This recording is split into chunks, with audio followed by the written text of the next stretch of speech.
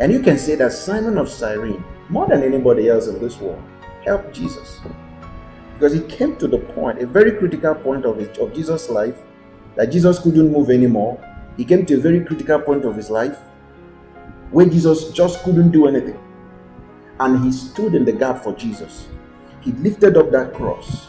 It was painful, it was heavy, and he carried it up the hill of Golgotha, not for himself, but for Jesus. And yet, Jesus didn't even say thank you. A simple thank you. And that's uncharacteristic of Jesus. That's uncharacteristic of Jesus. So I kept wondering, why? Why didn't Jesus say thank you?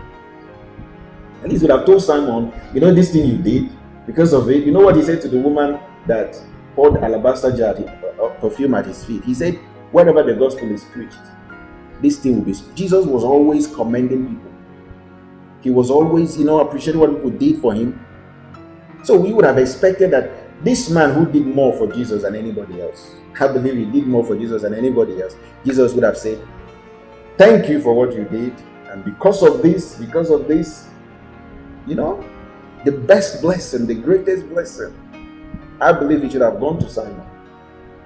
Not a word, not a single word.